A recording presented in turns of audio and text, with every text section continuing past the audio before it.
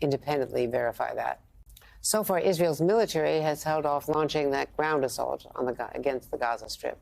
But thousands of Israeli troops and tanks have been in position on the border for more than 2 weeks.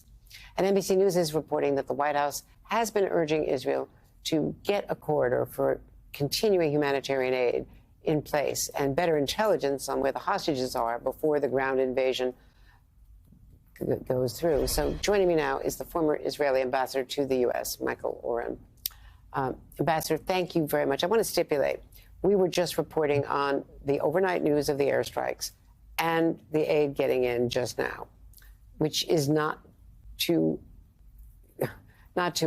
fail to understand that the war started with a terror attack against civilians, the slaughter, as the term that Tony Blinken used repeatedly in his Friday comments, the slaughter of civilians, an unprecedented invasion of Israel by terrorists.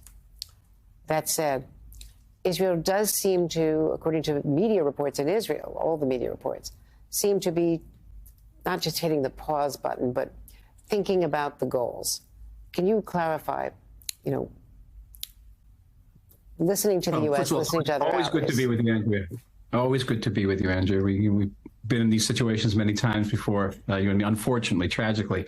The goal is to rid Gaza of Hamas, destroy Hamas, make sure Hamas cannot return as a governing force, as a terrorist force that's going to threaten Israeli citizens with horrific acts, destroy our deterrence power in the region, because that has been very deeply impaired, and that's very dangerous for the state of Israel, and restore Israel's faith, the people of Israel's faith in our state, which showed many shortcomings in the initial phases of this. So there are many serious, faithful goals at stake here.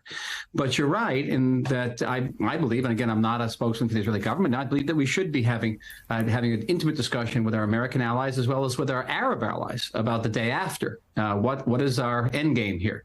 And I don't think that it's in Israel's interest that Israel be left holding the keys to Gaza. Who's going to take those keys from us? And that steps be made by an international consortium to make sure that a peaceful and fruitful government emerge in Gaza. And I suggest fruitful because the Gaza Strip, in contrast to what's often shown on the news, is actually a very fertile area. It used to produce all the organic vegetables for the state of Israel. It's got a beautiful beachfront. It has tremendous potential if it's not a terrorist state. I think it's also a chance to give the Palestinians a chance to see a different way forward, and not through terror, not through butchery, not through atrocity. That's going to get them nowhere. And it's a tough lesson, but I hope they'll take it, and I hope they'll take this opportunity. How concerning was it, or maybe it's just transparency, that King Abdullah on Saturday in Cairo at that meeting warned Israel against collective punishment? And he's your closest Arab ally.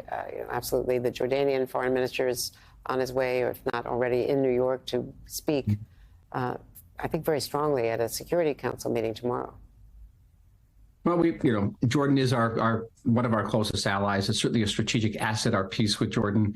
We understand that the king has a very difficult political domestic situation. 70% of his population is Palestinian, and we understand that. So it's not the first time he has been highly critical of us. I think the important thing is that peace arrangement between us and Jordan, and then I go back, I was actually at the signing ceremony back in the 90s with President Clinton and Yitzhak Rabin and King Hussein. A great day that we can maintain that peace. I don't think Israel is looking for collective punishment, though I must say, speaking for the population here, there's a sense that the Palestinian population voted for Hamas, supported Hamas, celebrated Hamas, and indeed even in Judea and Samaria and the West Bank, where there are free elections to be held today, Hamas would win overwhelmingly. So it's not as if it's entirely free of some type implication here. And many Israelis feel that this is a battle not just between Israel and Hamas, but between peoples.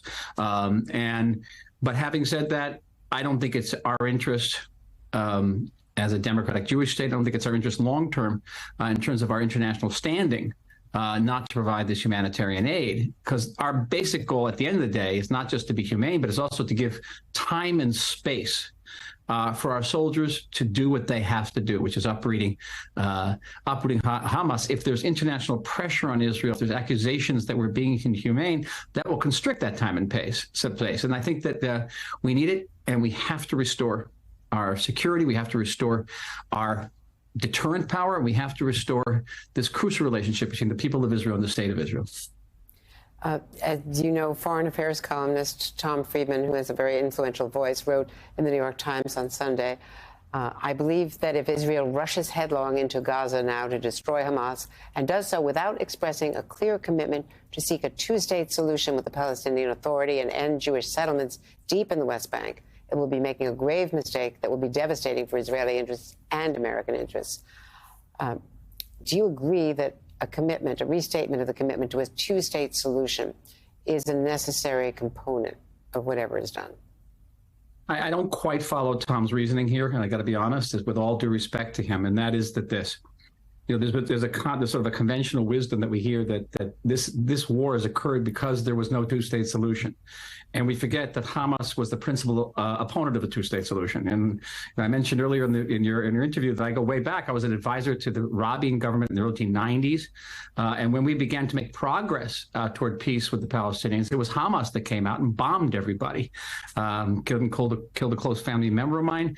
It was Hamas who, taking over the Gaza Strip in 2007, killed all the Palestinians who supported peace. He literally threw them off the roof. So, that's one factor. You can have a two-state solution. It's not going to affect Hamas at all. It's actually going to bring Hamas, if it's possible, to make them even more beastly, is it possible. And then having said that, again, I mentioned before that Hamas would win an open election in Judea and Samaria, the West Bank. Mahmoud Abbas, the head of the Palestinian Authority there, is in the 18th year of his 4-year term because he won't stand up against Hamas in the West Bank. So what if we had a two-state solution and it turned into another Gaza within a day or two? And that's what many Israelis fear right now. I do think, having said all that we need a political horizon for the Palestinians. We have to give them a sense of the future. We have to commit to addressing the problem and not ignoring the problem, and thinking creatively about the ways we can make progress, given the fact that Hamas right now is very, very popular and we can jeopardize our state. But I don't think we can ignore the problem. I think we have to address it. And one of the big questions we're going to have to address when this is over, when the smoke clears, is should the Palestinian Authority have some kind of role in post-Hamas Gaza? And there will be many people in Israel who say, listen, what happened last time was the Palestinian Authority, even with large-scale American military backing, was unable to withstand Hamas. So where is that going to leave us if the PA, the Palestinian Authority, is there? These are legitimate questions, but they have to be addressed now and addressed in a very serious way. And I think for our interest, but also because the Biden administration wants to hear our end game, as it were. And just very briefly, Secretary Blinken addressed this. How concerned is Israel about Hezbollah in the north? Very concerned. And I have to put my, full disclosure. I have been very vocal in the Israeli press, starting already 2 weeks ago, about whether we should reconsider our intention to invade Gaza at this time. Hamas is not going anywhere. It's trapped. We can continue to hit it from the air, the sea, ground. Hezbollah represents a threat which is about 15 times bigger than Hamas. They have 150,000 rockets, which are heavier. They're longer range. They're more accurate. They have a terrorist force that has been massacring Syrians for a decade. It's a serious, serious threat that maybe we cannot live with this threat indefinitely. Now, knowing what Hamas can do to our citizens, maybe we should address the Hezbollah threat first and then move to Gaza. Apparently, I wasn't particularly out of the box in talking about this because the defense ministry raised this possibility with the government. The Biden administration pushed back on it. I understand why. There's two very large American fleets off the coast of Lebanon, and I don't think the president wants to get dragged into that type of conflict. And the fear was that if Hezbollah starts firing those 150,000 rockets at us, and even our most advanced anti-ballistic systems wouldn't be able to withstand like 6,000 to 6,000 rockets a day, Andrew. That's the estimate that America could get dragged in. We are indebted to the United States at this point. We can defend ourselves, but at a much higher price if America wasn't there. And I think we have to take America's interests into account.